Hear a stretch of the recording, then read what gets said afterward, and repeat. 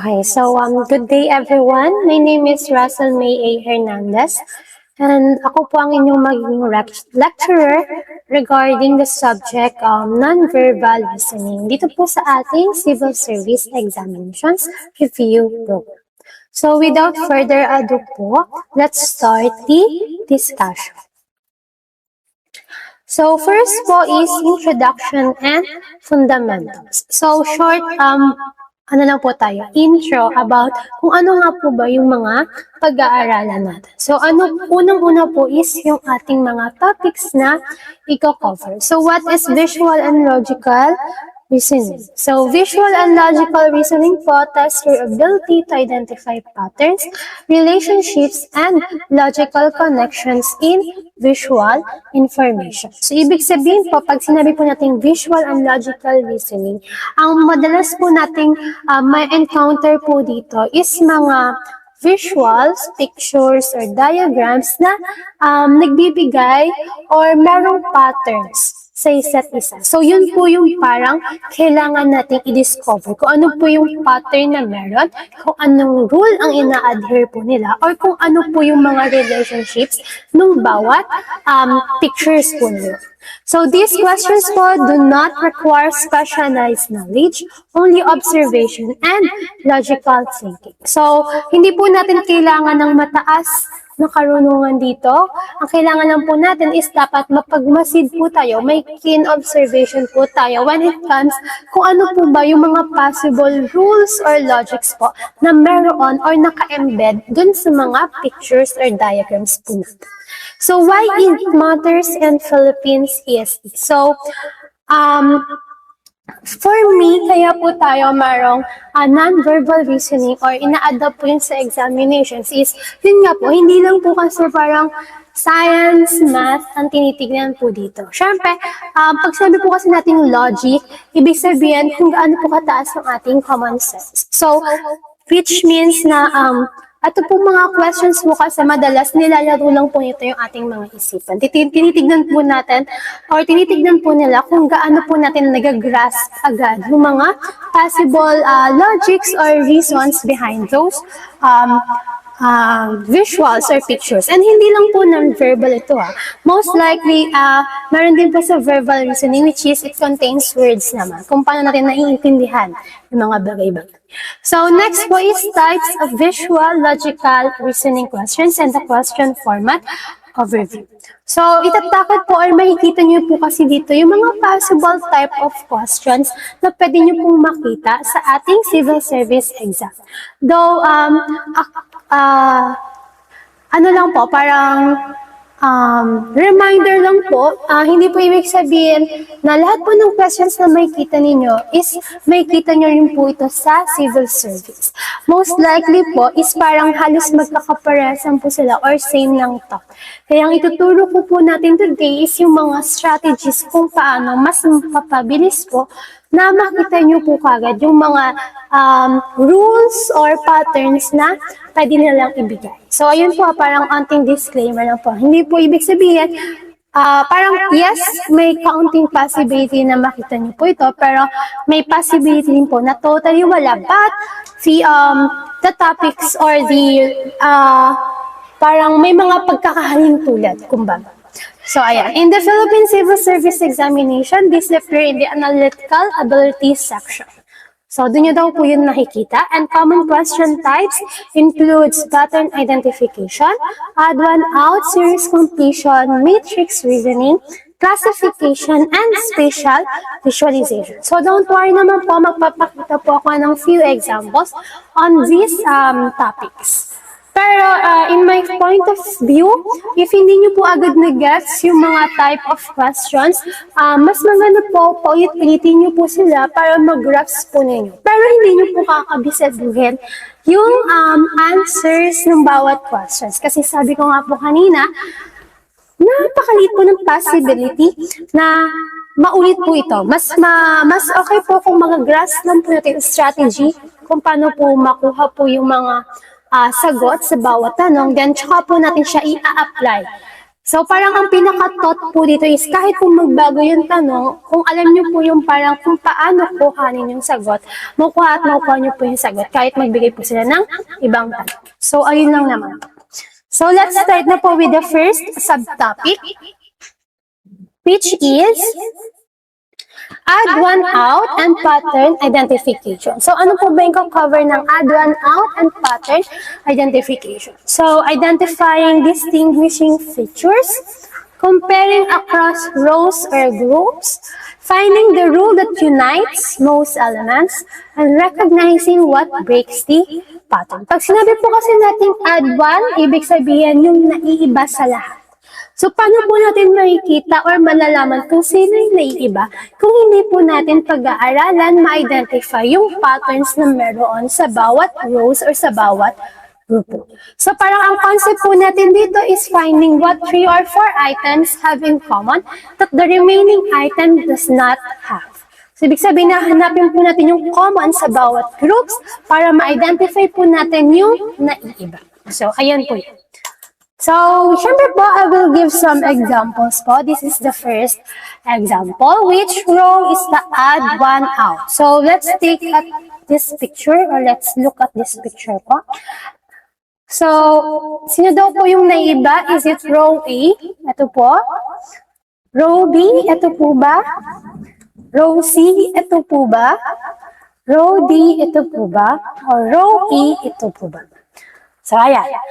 Titignan lang daw po natin kung anong row ang naiiba. So, syempre, meron po tayong tips kung paano makikita yung naiiba. Ito po yan, strategies. First is, examine each row or item carefully. Note all visible features. Yan, nakalagay po or naka-caps lock po yung all. Bakit po naka-caps lock yung all? Ibig sabihin, unless stated or nakikita po natin, visible po siya sa ating picture, yun lang po yung i-consider natin. Ibig sabihin, hindi po tayo pwedeng maglagay na hindi naman natin nakikita. Okay po, so parang mag-rely lang po tayo sa kung anong nakikita natin. Next po is list the characteristic, create a mental checklist. So if hindi po kaya gawin mentally, I think you can always jot down or write a notes on your questionnaire. Alam ko wala naman po yung problema. If hindi po kayang i-mental ha, pero mas okay din sa akin kung ita-try nyo i-mental yung mga solutions dito. So ano po yung mga common characteristic na kailangan nating i-jot down? So first po, ang pinaka-madali is yung shape types. Titignan po natin kung ano po yung mga shapes na include sa bawat rows or sa bawat grupo. Next po is yung colors and shading. 4 lang po yan, either black, white, filled, or hollow. Never pa naman po ako nakakita ng visual na walang or magkaiba ng kulay. So, 4 lang po yan. Then, next po is relationship between elements, and lastly, positioning or spacing. Minsan, nakakaligtaan po natin na may pagkakaiba po or may malaking factor yung positions at saka spacing ng bawat elements. Number 3 po, find the common thread. Siyempre, hanapin na po natin yung pare-parehas na lang. What do 3 to 4 items share? So, ano po yung mga common sa kanila. Last po, kapag na-identify na po natin yung pagkakatulad, syempre, ma-identify na po natin yung pagkakaiba o yung exception. Which one breaks the pattern or the group? And lastly, ito po, to double check lang, make sure your answer is logically sound. Kasi nga po, pabalik tayo dun sa number 1.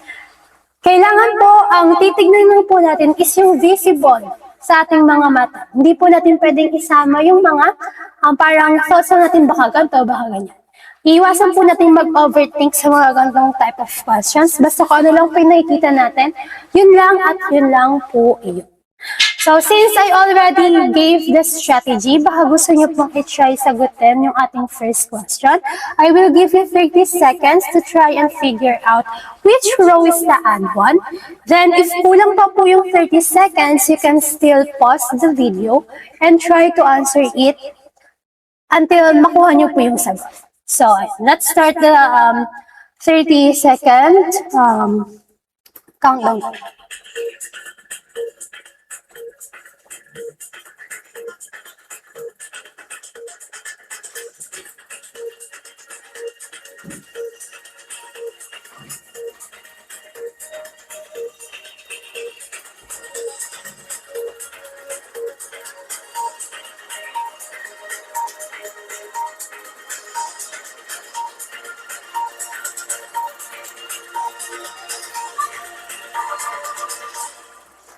Ayan. Okay, tapos na po ang inyong 30 seconds. So, ang tamang sagot po dito ay letter D. So, if nakuha niyo po yung tamang sagot, congrats po. If hindi po, okay lang po yan. Pag-usapan po natin kung paano po nakuha yung sagot na letter D. Yan, palitan ko lang po ang aking, ayan. Okay. So, sabi po dito, di ba, which row is the odd one now? So, ang strategy po natin, una is examine carefully ang bawat rows, then create a mental checklist. So, sa mental checklist po natin, una is yung shape types. Makita naman po natin na lahat po ng shape types is composed of the same element. So, ano po yung mga elements po na yon? Meron po tayong squares, may line sa gitna, tapos may dalawang rectangle. So, hindi na po natin siya masyadong kailangang pansinin since pare-parehas na po sila. Next po sa ating mental checklist is their colors or shading. So, kung makita po natin, meron po tayong mga white shapes, saka may mga black shapes po tayo. And in this case, hindi rin po siya masyadong makakatulong sa atin. Bakit po? Kasi kung makita nyo po, sa row A, kahit yung parang square muna titignan natin. Sa row A, meron po tayong white squares in total. Sa row B, may black squares. Sa row C, may black squares still. Row D, white squares. Row E, white squares. So, ibig sabihin, kung makikita nyo po, hindi po ganun kakita yung difference. Kasi, hindi lang po isa yung magkaiba. Kasi in total, parang dalawa pong rows ang may black squares, tapos tatlo yung may white squares. So, let's proceed po sa sunod na checklist. Ano po yung checklist relationship between the elements? So, halos same din po sila, pero may kita nyo ano po yung pagkakaiba ng relationship between the elements, which is yung ating fourth checklist na positioning or spacing. So, sa position and spacing ng objects, may kita nyo po, magkakaiba na po sila. Kung may kita nyo po sa row A, ayan po yung position, ayan. Tapos, ay ito. Sa row B, magkaiba na naman. Magkaiba siya. Ayan, ayan, at saka ayan. Row C, same, biglang gumit na. Row D, ayan, magkaiba lang ng colors. Pero magkaiba pa rin yung spacing kasi naman sa baba. And row E, the same. So, ibig sabihin, ang natin is yung pinaka-position ng bawat elements. Ano pa? Bukod sa position is yung natitira sa relationship. Paano sila nagkaka-pareho or nagkaka-iba-iba? So, may kita nyo po dito, ayan, kung may kita nyo po sa row A, ito pong tatlo, wait lang po natin, ito pong tatlo, wait lang, nawawala ang aking, ayan, ito pong tatlo, kung mapapansin nyo po ay pare-pareho ng itsura. Pero yung isa po sa kanila ay magkaiba or opposite ng position. Tingnan din po natin sa row B, kung may kita nyo po, ito po, ito, at saka ito ay pare-parehas. Pero si second item sa row B ay nakabaliktad ang position. Next sa row C, still the same rule applies. May tatlong element po na pare-parehas ang itsura or positioning, then one element of them is magkaiba. So, ano po yung pinagkaiba ito? Ayan, no? Ito naka-up, ito naka-down. Pero kung makikita po natin sa ibang positioning, ito ay naka-down at ito ay naka-up. Sa row E, anong makikita natin? Ayan. Atong tatlo is the same. No. Mali. Dapat pala is, nagkamali ako ng below. So, sorry for that. Dapat ang tamang bilog ay naandito. Ayan. Kasi bakit? Ito po yung magkakaparehas. Ayan. Ayan. At saka, ayan. Pagdating dito, biglang nag-switch. Parang nagkaroon ng rotation vertically. So, kung makikita nyo po, ayan po yung rule natin. Ang rule natin within one row, ayan, one row, is equals to 3 same elements, 3 same position elements, same elements. Ayan, pagpasensya nyo na po yung sulat ko. Focus na yung magsulat sa screen. Plus, 1, ano bang Tagalog ng flip? 1 flipped element.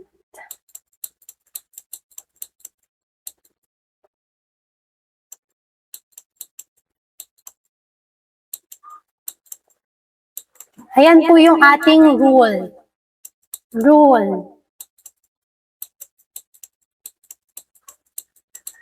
Ayan po ha, 1 flipped element. And kung makikita nyo naman po sa row D, o bakit siya po yung sagot? Yan. Kung makikita nyo po itong part po na ito, at saka itong part na ito ay same. Ayan o, from its positions, nasa gitna si white circle, nasa gitna pa rin si line, nakababa si white rectangle, at nakataas si black rectangle. The same as here at saka ito. Makikita nyo, same sila ng itsura. So, it does not apply to the rule. Does not apply to the rule.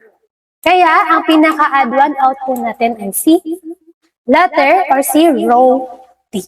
So, sana po nag-gets po ninyo, pero if hindi, try to answer this one naman po. Ayan, which row is the add one out?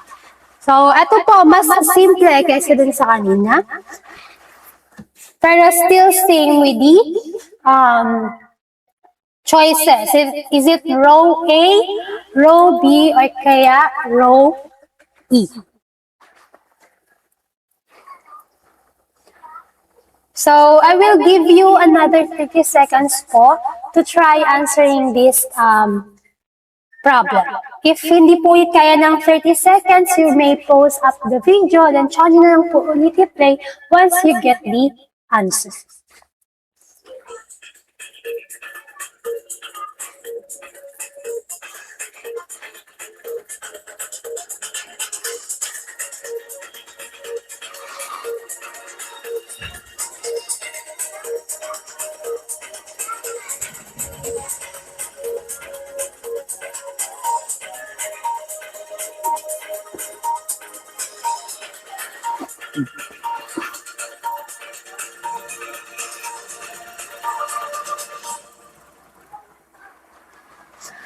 Yeah. So, I hope po, okay na po yung 30 seconds. And the right answer to this one po is row B. So, paano po siya naging row B? Again, sabi, examine each rows. Sa each rows po, meron po tayong tatlong elements. Then, list down the characteristics or create a mental checklist. So, una po is shapes. Kung makikita naman po natin, magkakaiba po ng shapes, kada rows. So, hindi po natin siya magagamit. Next po is yung color at shading. Color at shading, ano po yung apat? Meron pong black, white, fill, at saka hollow. So, in this case, meron po tayong black, white, at saka hollow. So, makikita po natin yung pagkakaiba. Bakit po nasa colors and shading? Kasi kung makikita po ninyo, sa row A, ilang po ang may black shapes. Ayan, dalawa, which is si circle at saka si diamond. Sa row C, ilan po ang may black shapes? Si diamond at saka si crescent. Sa row D, ilan po ang may black shapes? Si circle at saka si diamond. And sa row E, another two which is si square at saka si diagram. So kung makita niyo po, si Roby po ay hindi nag-adhere sa rule. Ano nga po yung rule natin dito na napansin? Ang rule po natin ay each rule, one row should have two black or filled shapes.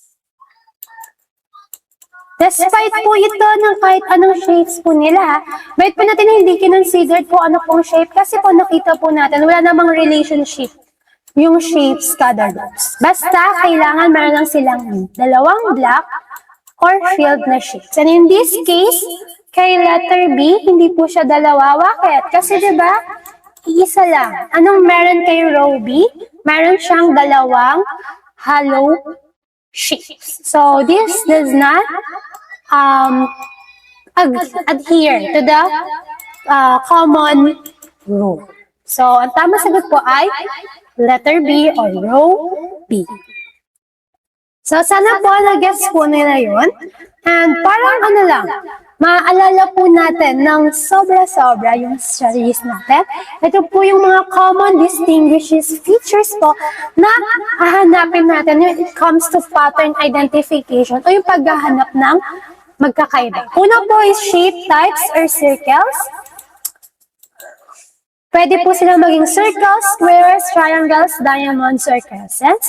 Color shading, tatandaan po natin. Apat lang po sila. Black, white, hollow, or filled. Relationships, connected versus separated. Ibig sabihin, magkadikit ba sila or magkahiwalay? Overlapping or versus distinct. So, nag-overlap po ba sila or nag-stand on its own? Next po, quantity din po or number of elements within its group or rows. Next po, arrangement or positioning. And sometimes they also have line patterns such as solid, dash, and dot. So, you can screenshot this po or take note of this kasi ito nga po yung mga common na features na hinahanap natin when we're looking for patterns. So, ayan. Sana na-gets you po yung una nating subtopic. Let's proceed to the next subtopic.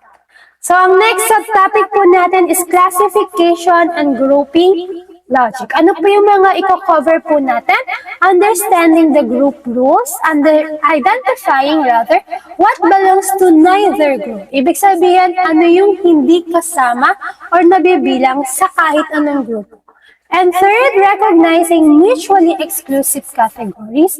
O kailangan po natin ma-recognize kung they adhere to each category or not. And then, logical exclusion. So, ang concept po natin dito is each group po follows a specific rule. A figure belongs to neither group if it violates the rules of both groups simultaneously. So, ibig sabihin, if hindi po sinunod nung isang group or isang block, yung rule ni group 1 or ni group 2 or both, ibig sabihin, it does not belong to either group. So, ano po yung example po niya? Ito po. Ayan. So, number 3 na po tayo, which figure belongs in neither group? Ito po yung figure. So, sa ating figure po, meron po tayong group 1. Ito si group 1. At si group 2. And we have 4 choices po, si block A, si block B, si block C, at saka si block D. So, alin daw po sa blocks na to ang hindi nabibilang sa kahit anong grupo. Yung neither po ha, pag tinagalog, hindi po siya nabibilang sa kahit anong grupo. Yung either, yan, para ano lang, short grammar check lang po na. Pag neither,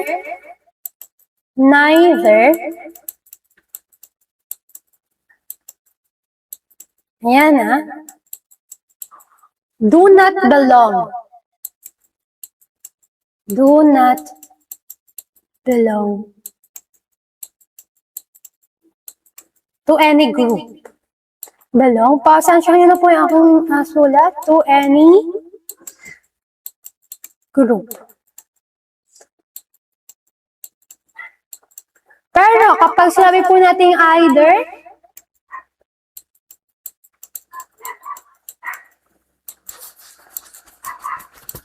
belong to any group.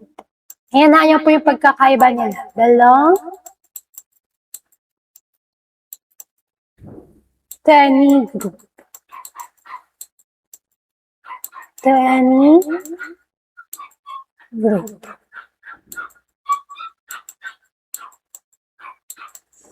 Ayan.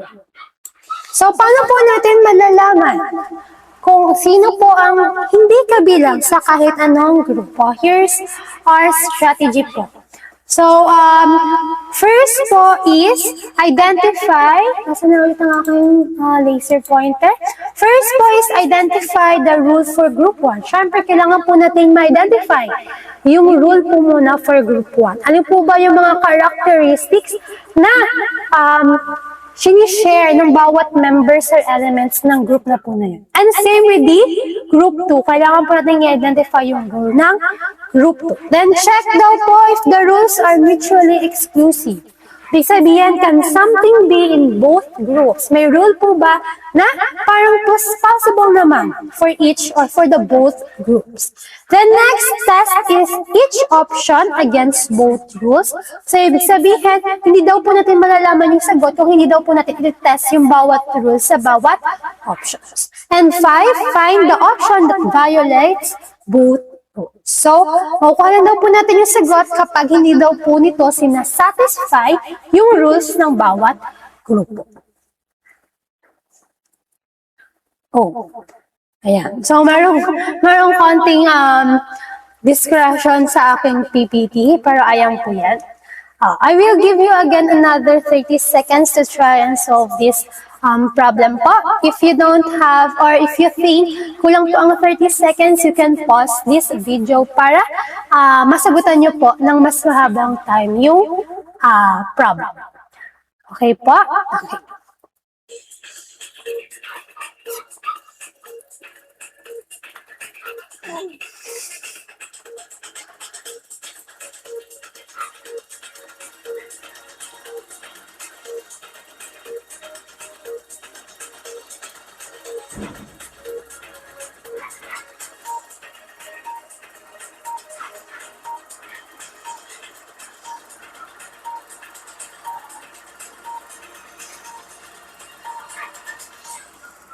Ayan. Your 30 seconds time's up na po. Ang tamang sagot po dito ay letter D. So, bakit po letter D ang tamang sagot? So, let me just change my pen, my highlighter into a pen. So, kung mapapansin nyo po, kailangan daw po muna nating malaman kung anong rule ni Group 1. So, ano daw po ba ang rule ni Group 1? So, sa rule ni Group 1, G1 rule.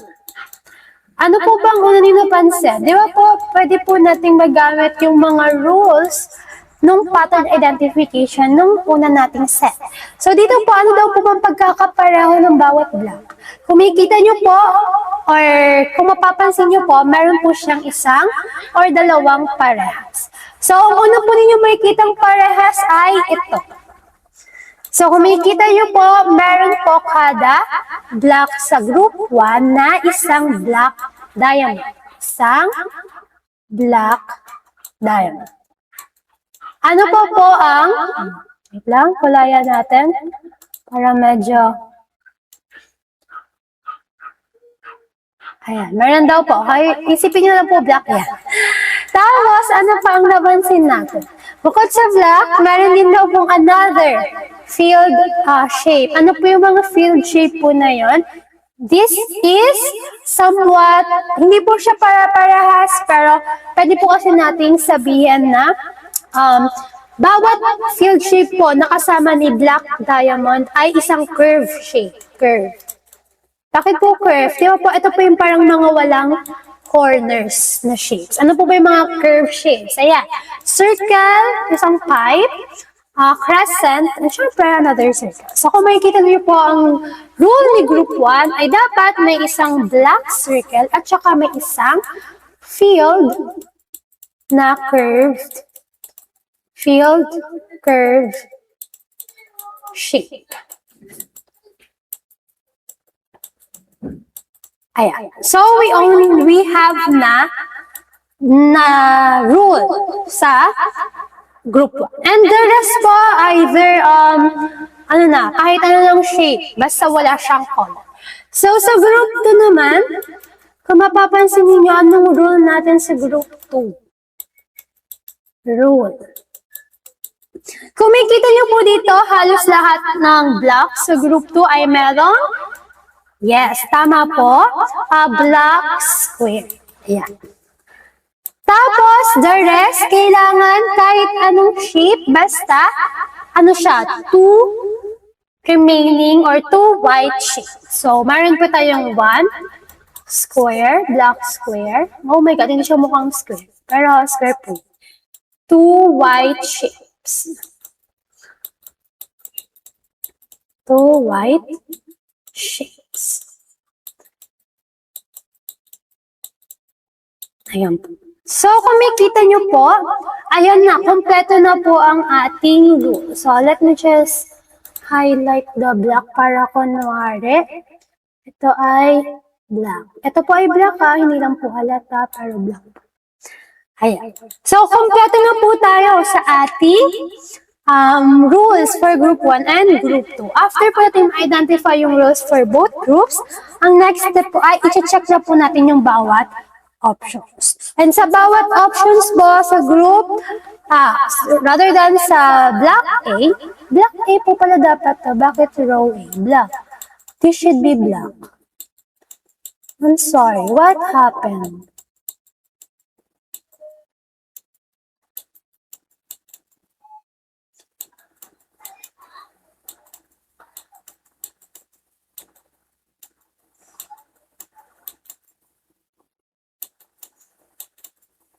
Oh, did I use the wrong PPT?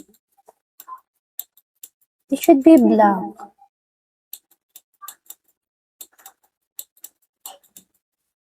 Ayan po ha. Sa block A, may kita po natin ano pong rule ang sinunod niya. Ang rule po na sinunod niya ay rule ni group 1. Bakit po group 1? Kasi merong isang black diamond at isang filled na curve shape. Sa block B naman po, ano po sinunod niya na rule? Rule ni group 2. So, bakit po rin ni group 2? Meron po tayong black square plus dalawang white shapes. Si naman po, ano po sinunod niya na rule? Rule po ulit ni group 1. Bakit po si group 1? May isang black diamond at isang filled na curve shape. And lastly, sa group 2, it doesn't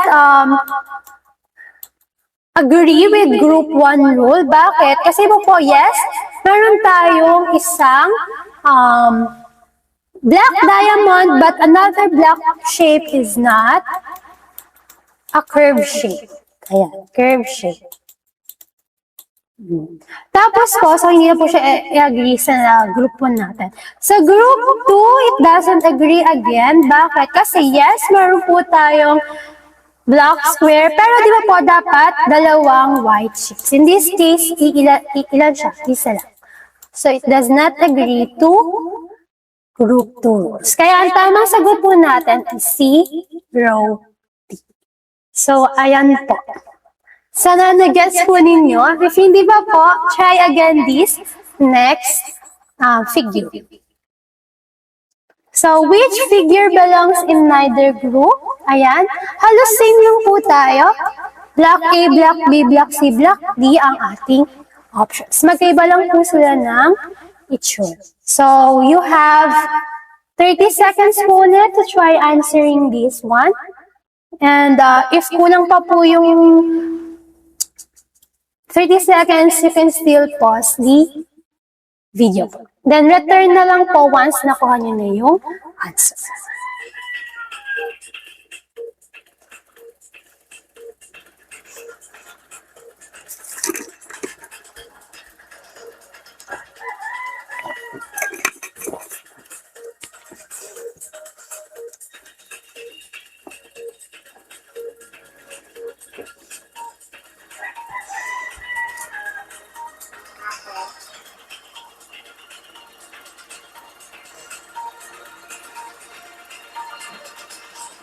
Ayan, time's up na po. Sana nakuha niyo po yung tamang sagot. Ang tamang sagot po ay block B. So, bakit po siya naging block B? So, again, we should identify the group 1 rule. Ano po yung group 1 rule? So, based po sa blocks na to, may kita nyo po na meron tayong dalawang shapes. Ayan. Dito po may isang square, isang rectangle, isang square, isang block circle, isang square, isang block rectangle, isang block rectangle, at isang rectangle. So, bakit po sa quantity po tayo nakabase? Kasi po kung makikita nyo po sa group 1, wala po silang pagkakaparehas na shape. Parang overall, walang-wala po. So, we will rely ngayon sa quantity. So, meron po silang dalawang shapes. Disregard po natin ang kanilang mga color and shapes. Paano naman po sa group 2 na rule? Hindi po parang mas madali po yung question niya. So, sa group 2 na rule po, ano po yung napansin natin? Still, wala po silang pagkakaparehas sa shapes. So, we will proceed with that. Also, with the shading po ng bawat shapes. Kasi kung makikita nyo po magkakaiba, may dalawa, may isa, and such. So, ang magsusunod po natin i-rely is yung quantity. Ilan po ba ang quantity na meron dito? So, makikita po natin, sa bawat blocks, meron pong tatlo. Isa, dalawa, tatlo. Isa, dalawa, tatlo. Isa, dalawa, tatlo. Isa, dalawa, tatlo. So, makikita po natin, ito na po yung rules po ni group 1 at saka ni group 2. So, once we have the rules, let's check the options. Si block A po, follow the rules of group,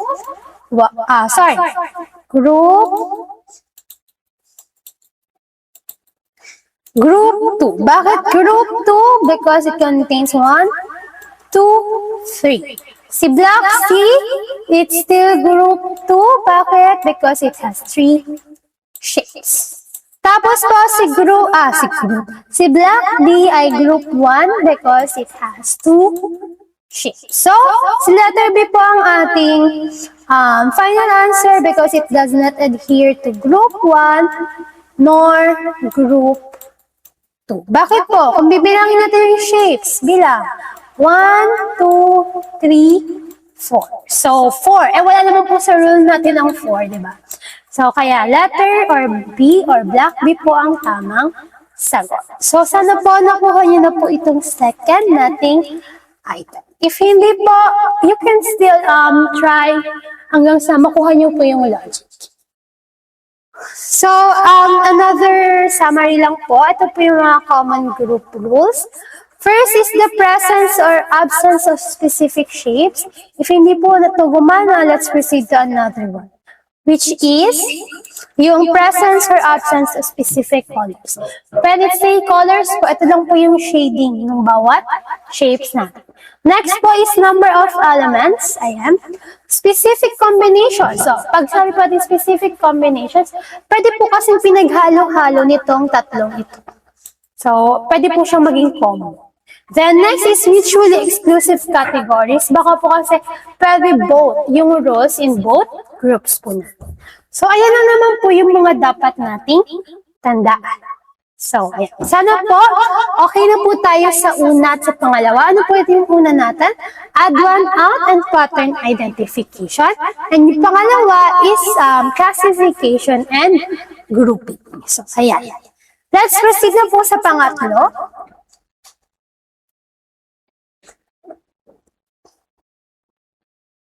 Ayan. Yung pangatlo po, ito po yung parang medyo common at saka mahilig at saka madaling gawa ng question, which is the series completion patterns. So, sabihin may sinusunod po tayong series. Kaya nga, series completion patterns. Topics to cover po, identifying the repeating patterns, recognizing the sequence rules, tracking multiple attributes, and predicting the next element. So, parang sa series completion po, pinipredict lang po natin kung ano yung susunod from that multiple elements.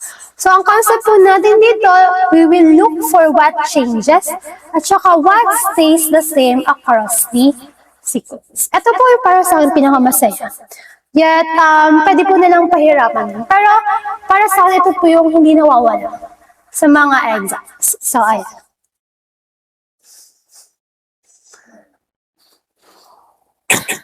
Excuse me po. So, which figure is next in the series? Ito po ang ating figure. We have domino. So, examine po muna yung dominoes. Ito daw po ang ating choices. Si domino A, ito po si domino A. Domino B, domino C, at domino D. So, ano pong strategy when it comes na makakita tayo ng mga gantong dominoes? So, una, actually, hindi lang po ito pang domino strategy overall when it comes to series patterns. So, list what you see in each figure, be specific po, numbers, shapes, and colors. So, kung makita nyo po, for every subtopic that we had, we always need to list the characteristics of each figure. So, feeling ko po masasali na po kayong magkaroon ng mental checklist. So, mga number, shapes, and colors po yung madalas nating tinitignan. Next po, look for what changes. Does it decrease, increase, or alternate? So, ayan na naman po madalas sa mga changes. Either nababawasan, nadadagdagan, or nagkakaroon ng swap. Or kaya rotation. So, ayan. Look for what stays constant. Ayan. So, maghanap lang po tayo ng rule na nag-a-apply sa lahat. So, it's either madadagdag po sila ng tuloy-tuloy on a certain numbers or mababawasan sila on a certain numbers or mag-rotate sila into a certain numbers. So, parang ganun lang po. May specific rule po na sinusunod sa bawat figure. So, identify the cycle length. Ayan, hindi lang po kasi isa-isa yung cycle, yung repeat ng patterns. Pwede pong mag-repeat yung patterns every 2, 3, 4, or 6 figures. So, dapat alam po natin or mapansin natin kung ano po yung parang ini-skip nila. Nag-i-skip po ba sila by 2, by 3, by 4? Nadadagdagan ba sila ng 2, tas nagiging 4, 6? So, parang nagba-math tayo ng pattern. Pero konti lang naman. So, predict the next element based on the pattern what should come next.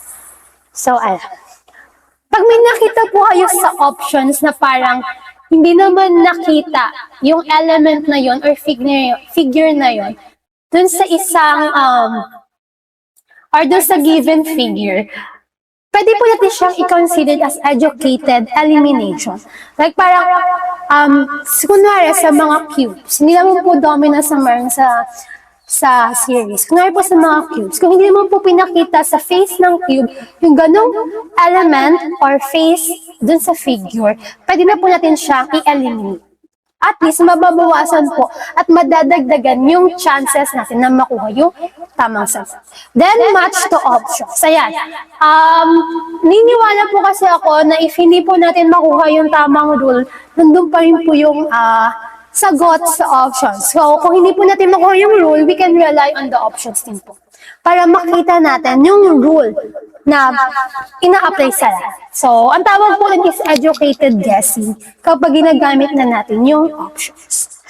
So, ayan po yung mga strategies natin. So, if pwede niyo pong i-try ulit to answer this item, I can give you 30 seconds again. Pero if kulang po, just pause the video.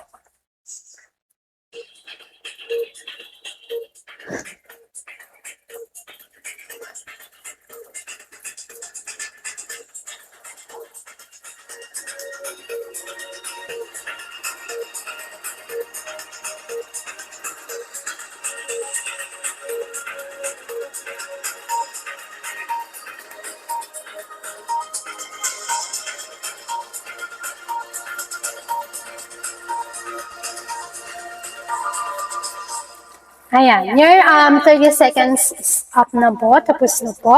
Ang tamang sagot po ay letter C. So, bakit po naging letter C? Ano po ang napansin natin sa ating dominoes?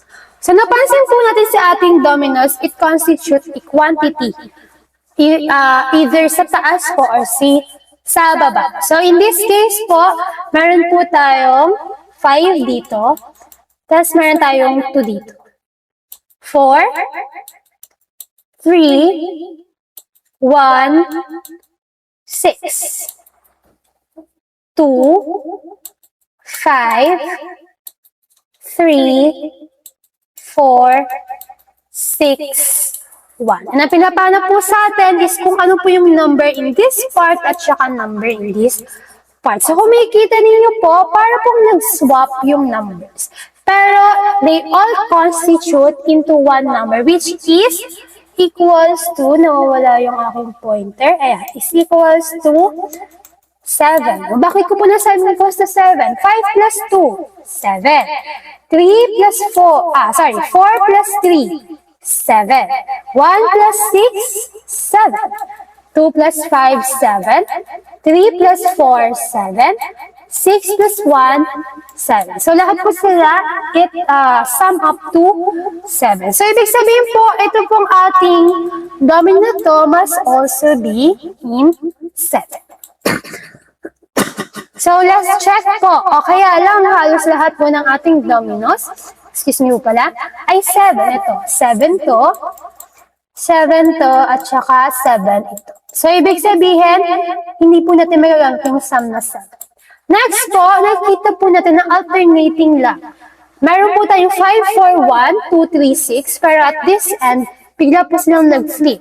Nababa po si 5, 4, 1 at tumaas si 2, 3, 6. So, i-guess po natin, syempre, since nag-flip po sila, tas ang sequence ay by 3, si 5, 4, 1, 2, 3, 1, ibig sabihin, ang tataas po natin ulit ay si 5, tapos ano yung kapartner ni 5 na magko-constitute ng 7, which is 2. Kaya ang tamang sagot po ay letter.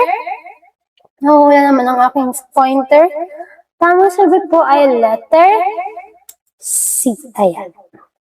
So, sana po nakuha niyo po yung tamang sagot. Di ba po madali lang? Feeling ko rin madali lang din naman ang series. Kasi nandiyan na sa harapan natin yung pattern. And minsan nauulit lang siya. So, next na po tayo. Next example, 5.1, which is the next figure in the series. Ito po yung figure. So, tingin nyo po, ano daw po ang susunod after nito? So, is it this? Is it this? Is it C? Or is it D? So, ayan. I will give you another 30 seconds po to try and figure out. Pero if hindi po talaga kaya ng 30 seconds, pause the video. Pero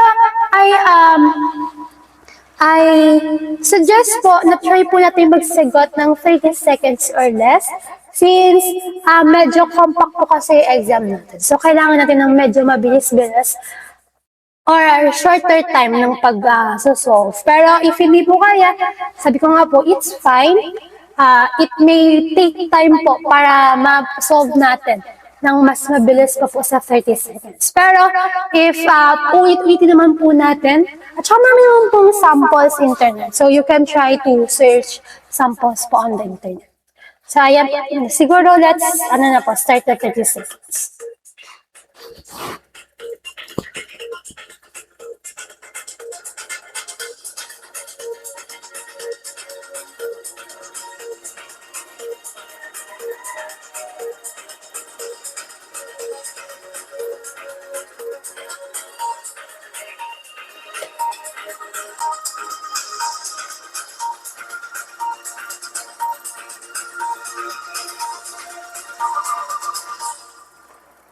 Ayan. So, time's up na po.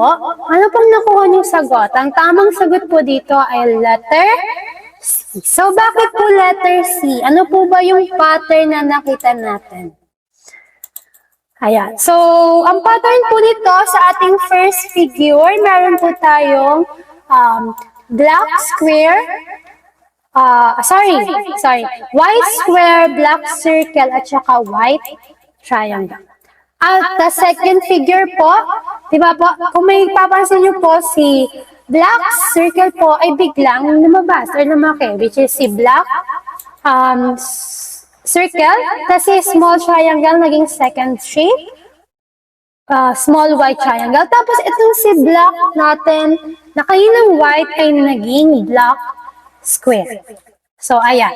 So, may kita nyo po, next po, yung second shape po natin, siya na po ito naging first.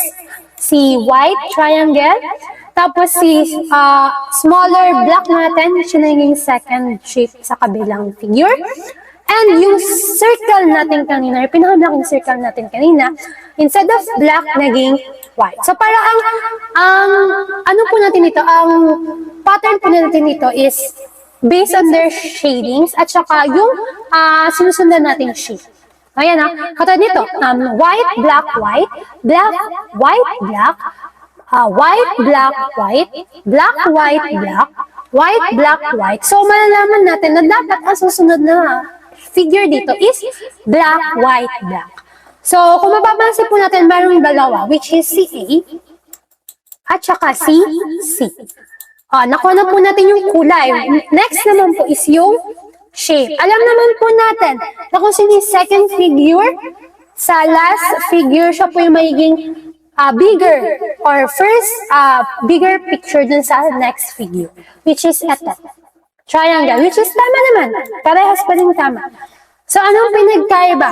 Next is, dapat ang susunod kay triangle ay si white square. And in this case, magkaiba na po sila. Bakit? Kasi ito, circle po siya. Dapat ang kailangan natin ay square. So, kaya maanin po natin na si C ang tamang sagot. Then lastly is dapat si circle, which is circle. So, C po ang tamang sagot. So, ayan. Medyo madali-dali pa naman po ito. Next po tayo. Which is the next figure in the series? Ayan. So, we are given 5 figures po. Pinapahanap sa atin yung 6th figure. Is it letter A, letter B, letter C, letter D? So, again po, I will give you 30 seconds to try answer this po and pause if hindi po kaya ng 30 seconds lang.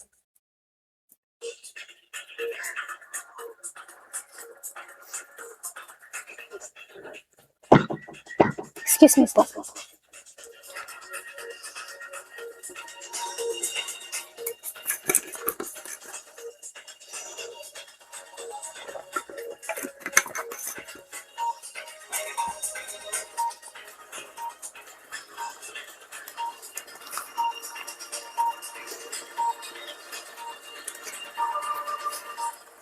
Ayan, time's up na po.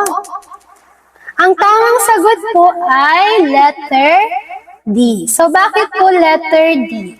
Let's analyze the given figures po. Dito po muna tayo sa upper side. So, may kita po natin, tig-tatlong boxes naman po sila. Tapos, ano po yung alternating? Na parang given na alternating dito sa ating figure. May kita nyo po si circle. Diba po? May isang black circle sa taas. Tapos, nag-flip po siya pababa, pero naging white din siya. Then, naging black ulit sa taas. Then, ano po yung nadagdag? Ito pong dalawang square. In this case po, dito po naging black po siya, then naging white. So, since ito po yung parang pattern natin sa taas, dapat ganun din po yung gagawin natin sa baba. So, makikita po ninyo yung first object po, dito is circle. Pero in this lower part, ang first object ay si square. And in this part po, si square po ay white. Si square sa pangalawang figure ay black. So, we can tell na dapat nandito po si square sa pangatlo and he is white. So, meron po tayong dalawang may white. Ayan. Nawawala na naman po ang aking ito po. So, ibig sabihin, we can eliminate these two. Kasi hindi na siya nagsasatisfy sa ating conditions. So, next po is, ano pong second object na lumitaw? Etong si white circle. And we all know kasi kung dito, si black square nandito, syempre dilipat siya ng posisyon. Tapos mag-iba din ng kulay. And ganun din po si circle dito sa baba. So, from up, magda-down po siya and magiging black. So, in our two options, sino po ang tama? Which is the letter T. Kasi it satisfies both conditions. So, ayan. Ganyan lang naman po. Madali lang po talaga ang series. So, ayan po, magbibigay lang po ako ng mga common key pattern types. Pwede pong simple repeat lang po, A, B, A, B, A, B lang po tayo. Meaning, it alternates between two elements. Pag cycle naman po, ito po ang katulad nung sa ating dominoes. ABC, ABC. Sabihin, repeats every 3 or more. Pwede pong maging 4 po yan na. Next po is increasing. 1, 2, 3, 4, 5. Ayan, numbers or quantity increase. Pwede din pong decreasing pababa. Ibig sabihin, numbers or quantity decrease. Pwede din pong alternating swap. Yan, ABC, ACB. Ayan, orders changes in each cycles. At pwede din pong complex, which is magkakasama itong lahat. Or combination, special combo ng mga to. Multiple attributes change. Ay, bumalik. So, ayan po. Ayan. So, ayan lang naman po yung mga common na kailangan nating i-take note. Ayan po. So, tapos na po tayo sa series. So, ano na po yung mga napag-aaralan natin? Onting recap lang po kasi baka nakakalimutan na. Add one, out. Add one, out. Or pattern identification po yan. Next po is grouping or classification. Ito yung parang bawat groups po kailangan nating hanapin kung ano yung rule. Tapos aalisin natin sa options kung ano yung hindi nabibilang sa bawat rules ng bawat grupo. Then next is o yung kaka-discuss po natin which is series. Ayan na. Para kung mapapansin po natin ang pinaka-common po sa kanilang tatlo ay yung paghahanap ng patterns or pagkakaroon ng checklist. So, i-suggest po, ano na po natin yun? I-enhance.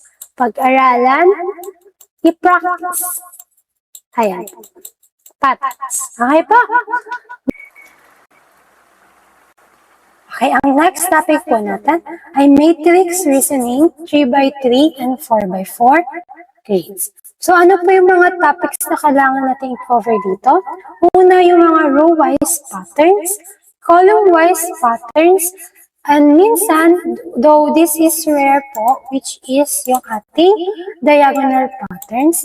And if hindi po natin makita yung relationship between the row and the columns, we are also need to try the quadrant-based rules. So parang ano nyo po yung parang nasa Sudoku po tayo? Sudoku, ayan. Yung parang every time po na mag-fill up po tayo, ng mga certain numbers sa 1 to 9 po ata yun, pero naka-base pa rin po siya sa quadrant. Which is parang ito po yung unang quadrant ng 1 to 9, quadrant ng 1 to 2, 3. Ayan, ganyan po. Bakit po natin kailangan i-take considered ang row, column, and minsan diagonal, at pati po yung mga quadrant-based rules, is because sa mga matrix po natin, there's always been a reducing missing cells. So, ibig sabihin, may mga missing cells po tayo na kailangan nating hanapin at punan.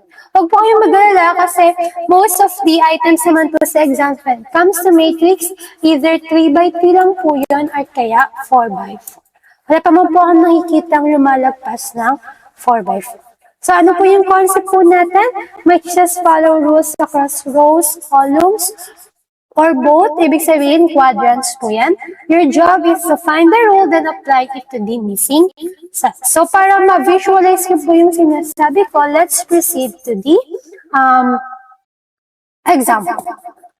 So, this is our 7th example, which figures completes the grid. Ito po yung ating matrix. Ito po. So, ano po yung mga choices natin? We have the block A, the block B, the block C, at saka the block D. So, ano po yung kailangan nating tignan po ulit? Yung rows, yung columns, At if hindi po satisfied or hindi po natin makita yung mga pagkakaiba within the rows and columns, we can also try the quadrant. And in this case po, since ganito po siya kalaki, mapapansin natin 4 by 4 siya, most likely ang quadrants po natin ay ganito, 2 by 2. Ayan, para lang po makita nyo po yung difference ng quadrants or rows and columns. Ayan. So, I will give you 30 seconds po ulit to try answering these questions. If hindi po kayo 30 seconds, you may pause the video.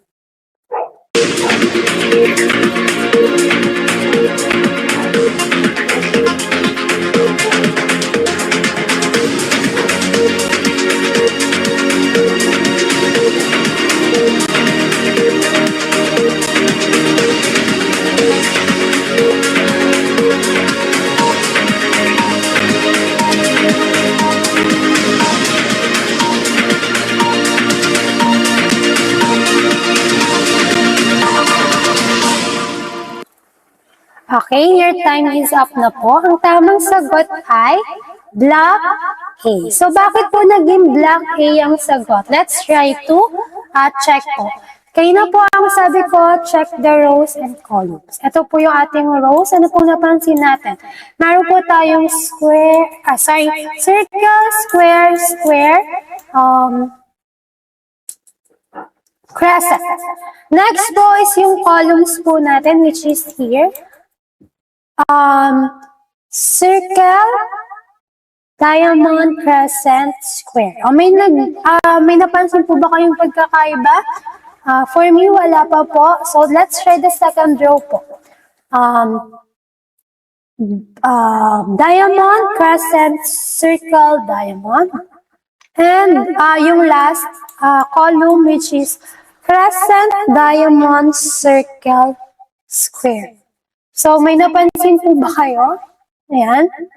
So, I think kulang pa ang ating clues. Since hindi po gumana ang ating rows and columns, let's try to check po yung ating quadrants. Since may full 2 quadrants na po tayo, pwede po natin silang maging basehan. So, in this case po, ang ating full 2 quadrants ay nag-start with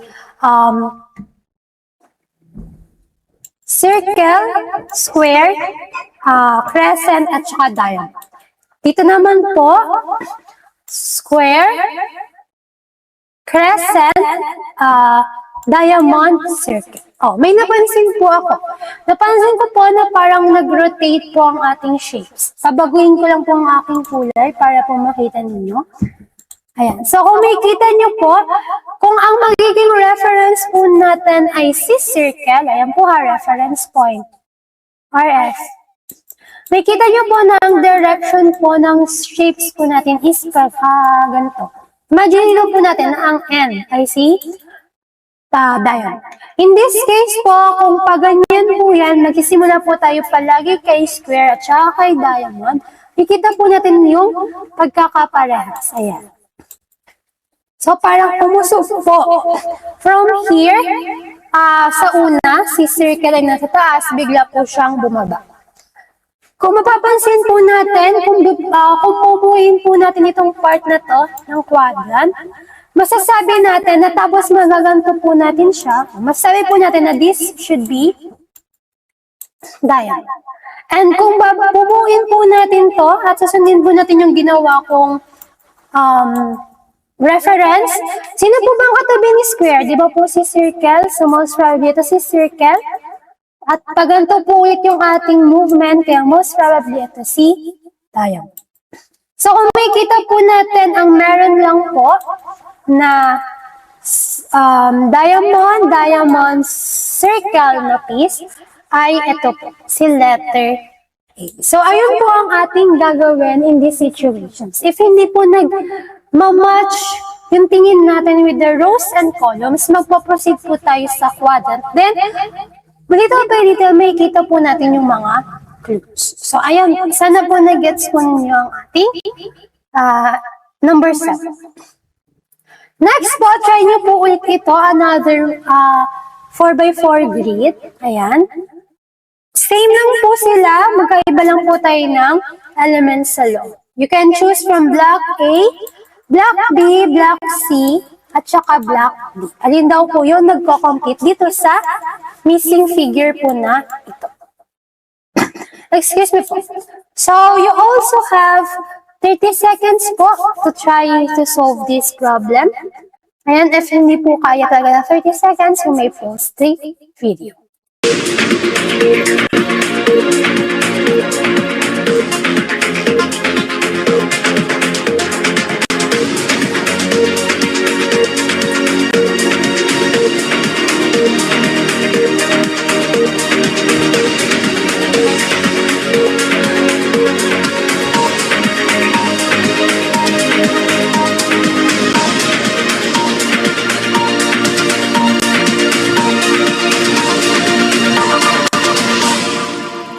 Ayan, your time is up na po ulit. The answer to this problem is letter D or block D. Ala, bumalik po ulit.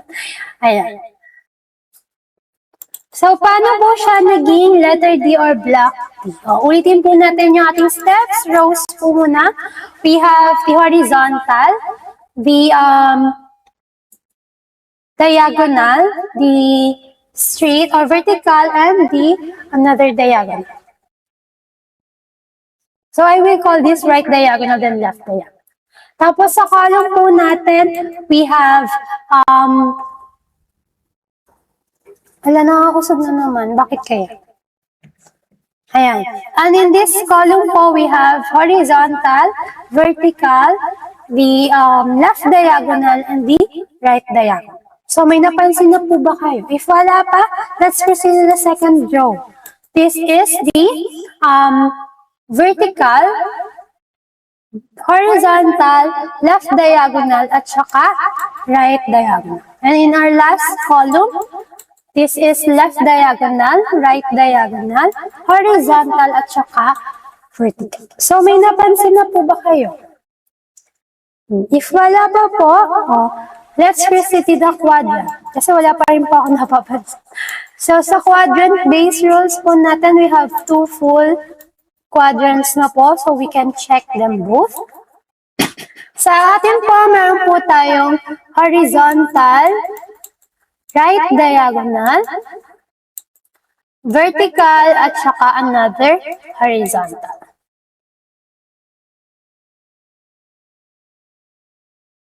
Here naman, wait, parang I overlooked something. Wait lang po. Erase lang po natin ulit. Ayan. I overlooked something. Kasi po, kung mapapansin natin, nadalawa po natin kasi, ayan no, which is very odd na po siya. Ayan, wait lang po ha. Let's check po ulit yung ating rows and columns for one last time. At baka may na-overlook lang po.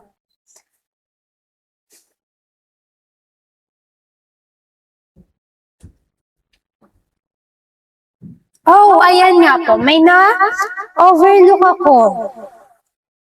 I realized my mistake.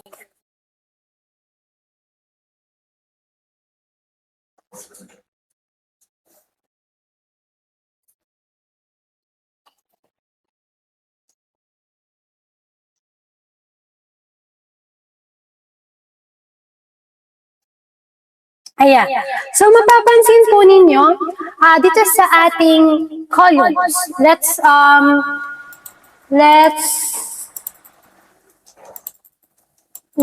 focus on our columns, which is, ito po yun. Itong columns po natin na first at saka columns na last. So, kung makikita po ninyo, ang ating unang set po is horizontal, vertical, what I call left diagonal at saka right diagonal. Pero kung mapapansin niyo po sa ating last column, nag-move po yung ating elements. Paano siya nag-move? Di ba po, ito po si horizontal. Ito po si vertical. Ano po kasunod ni vertical? This is the left diagonal. Pagpasensin niyo po yung suwet ko And this is the right diagonal. O, paano ko po siya napansin na gumalaw? Let's check po with this two po. Kung makikita nyo po, si horizontal po dito ay bumaba. So, horizontal. Tapos po, di ba po ang nasa dulo natin ay si right diagonal, which is umakyat po siya. Right diagonal. Ayan. Sorry po, na-overlook ko po ito kanina, pero ito po yung parang pinaka rule po natin. Ay na, sumobra. Napindot. Pasensya na po. Ayan. Pen. So, ayan. Si right, wala po yung ano. Wait lang po ha. Ayan. Si right, diagonal. So, kung mapapansin niyo po na usog. So, kung checkin po natin yung aking kinuha, ano po mga sunod ni horizontal? Di ba po si vertical? So, dapat may vertical dito. Tapos, ano po sunod ni vertical? Si left diagonal. Which is dapat may linya pong paganito. And kung ba, i-check po natin ulit, double check. Ayan. So, ito po si horizontal. Ano po sunod ni horizontal? This is vertical. And pagkatapos po ni vertical, anong kasunod niya? Which is si left diagonal. And this is, should be, or must be, rather, right diagonal. Pasensya na po, hindi po sakto yung linya. Ang hirap po mag-type sa screen. So, if titignan po natin yung sa choices, that would be letter T.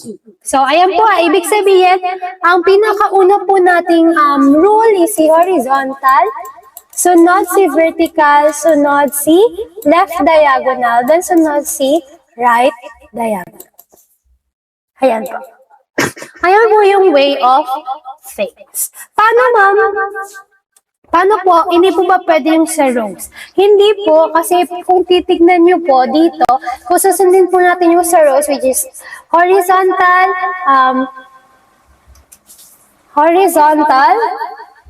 then right diagonal, vertical, then left diagonal. Pagdating po natin dito sa baba, hindi po siya nag-satisfy. Because after horizontal po, imbes po na right diagonal, we achieve left diagonal, which is not in the rule na po natin. So, mas applicable po si column, which is ito pong una. Then, kapag chinag po natin yung next full column, which is ito, it satisfies the first column. Ayan. Kaya letter D po ang tamang sagot. Yan. Pasensya na po sa confusion nung una. Na overlook ko po kasi. So, next po tayo. Item number 9, which is select a suitable figure from the 4 alternatives that would complete the figure matrix. So, this is a 3x3 naman po. Feeling ko mas madali po yung 3x3 kaysa sa 4x4. So, ito po yung ating choices. So, ito po is, wala na po tayong quadrant base. Bakit wala po tayong quadrant base? Kasi kung makikita nyo po, 3x3. Add number po tayo, wala po tayo sa even number. So, ayan. Di po natin siya mahahati into quadrants. So, ang strategy lang po natin when it comes to 3x3 ay rows, tsaka columns po yung ating titignan. I will give you 30 seconds po ulit to try to figure out the answer, and if kulang po, post the video.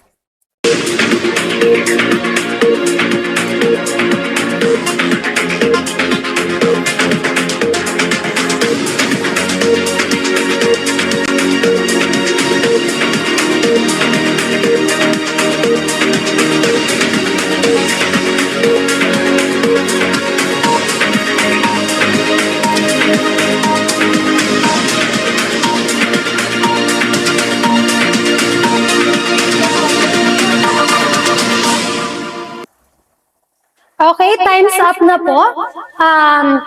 Ang tamang sagot po dito ay letter B. Bakit po letter B? Let's try to figure out po. Try po natin sa rows po muna. Sa rows, nakita po natin, bawat po figure dito sa part na to, merong plus. Okay po? Then, dito po sa row na to, meron po tayong diamond. Okay po? Then, sa row po na to, ano po ang ating figure? Meron po tayong parang cross. Pasensya na po sa drawing. Ayan. Then, paano naman po sa columns? Tapos na po tayo sa rows, kaya sa columns naman. Ayan. So, mapapansin po natin sa first column po, wala po tayong tinagtag. Kung ano po yung figure po na meron sa bawat rows, it's still the same.